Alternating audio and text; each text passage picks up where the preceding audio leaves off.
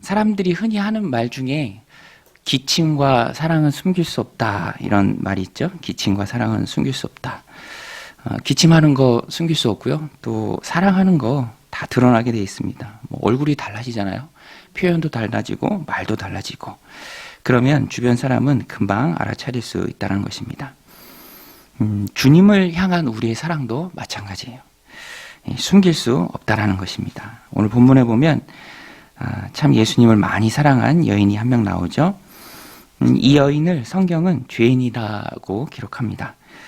여인은 예수님이 바리새인의 집에 있을 때 그곳으로 찾아갑니다. 말씀 37절에 보면 그 동네에 죄를 지은 한 여자가 있어 예수께서 바리새인의 집에 앉아 계심을 알고 향유 담은 옥합을 가지고 와서 여인이 죄인이라고 지칭이 됐을 때는 흔히 매춘부를 뜻합니다. 그래서 아마 여인은 그런 일을 하고 있는 철저히 무시당하는 삶이죠. 공동체에 들어오지도 못하고 또 한 인격체로 취급을 받지 못했을 것입니다. 철저히 무시당하는 인생을 살았죠. 그럼에도 불구하고 이 여인은 용기를 내서 담대히 예수님께 나왔습니다. 이 상황을 보면 죄인으로 낙인 찍힌 한 여인이 당시의 율법주의에 물들어서 이제 정죄하기에 여념이 없던 그 깐깐한 바리새인의 집에 찾아온다라는 것이 결코 쉽지 않았을 것입니다. 그러나 이 여인은 주님을 향한 그 사랑, 숨길 수 없는 그 사랑으로 이 바리새인의 집에까지 왔죠. 다 각오하고 왔습니다. 주님을 향한 사랑을 숨길 수 없기 때문에 이 바리새인 집의 문턱을 넘을 수 있었다라는 거죠. 저도 이 말씀을 보면서 이 사랑하면 문턱을 넘는다. 저도 아주 어렸을 때인데요. 경기를 좀 했었던 것 같아요. 그래서 저희 어머니가 너무 급하니까 그 동네에서 아주 손을 잘 따는 그 사람의 집에 저를 데리고 왔는데 그 사람의 집은 무당집이었습니다. 아직도 기억이 생생해요. 잘 따긴 잘 땄나 봐요. 그 손가락 10개를 막 좌우 앞뒤로 다 따는데 정신이 번쩍 들었던 기억이 있습니다.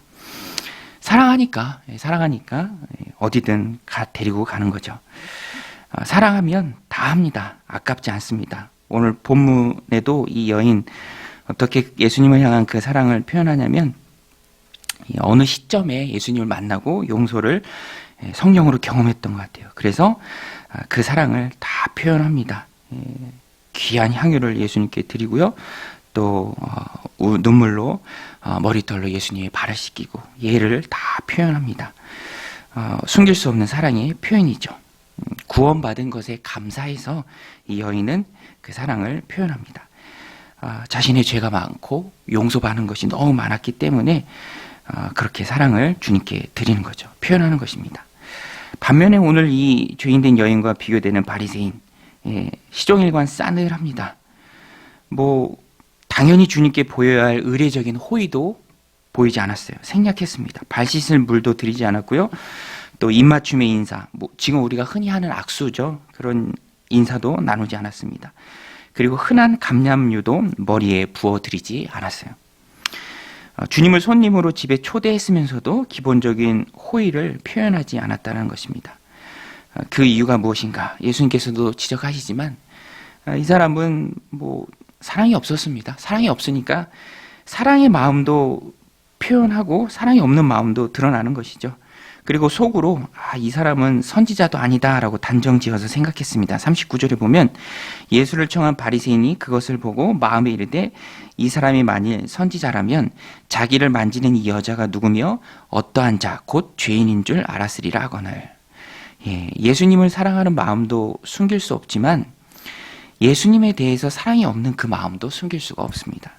예수님께서는 그 원인을 콕 집어서 말씀해 주시죠. 빚을 탕감받은 두 사람의 비유를 친절하게 깨달으라고 이 바리새인에게 말해줍니다. 의도는 분명합니다. 많이 탕감받은 사람이 더 많이 주님을 사랑하듯이 많이 용서받은 사람이 더 주님을 사랑한다는 것입니다. 바리새인은 자기 의에 빠져서 영적인 눈이 감겨 있었습니다.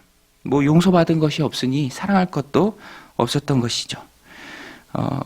용서의 축복을 깨닫지 못하는 불쌍한 인생이라는 것입니다. 오늘 우리는 죄를 용서받았습니다. 할렐루야. 다윗은 시편 32편에 허물의 사함을 받고 자신의 죄가 가려진 자는 복이 있도다라고 노래했습니다. 예, 너무너무 감사하죠. 지옥 백성이 천국 백성이 됐습니다. 마귀 자식이 하나님 자녀가 되었고요. 그것보다 더 감사하고 더 기쁘고 기쁜 소식이 없다라는 것입니다. 그래서 오늘 우리는 구원받은 하나님의 자녀로 이 땅을 살아가면서 늘 가난한 심령을 가져야 합니다. 그 가난한 심령이 모든 문턱을 넘게 하고요. 주님 앞에 나오게 하고요. 내 안에 주체할 수 없는 주님을 향한 사랑을 고백하게 한다라는 것입니다. 그래서 예수님께도 심령이 가난한 자는 복이 있나니 천국이 저희 것입니다 라고 말씀해 주셨죠.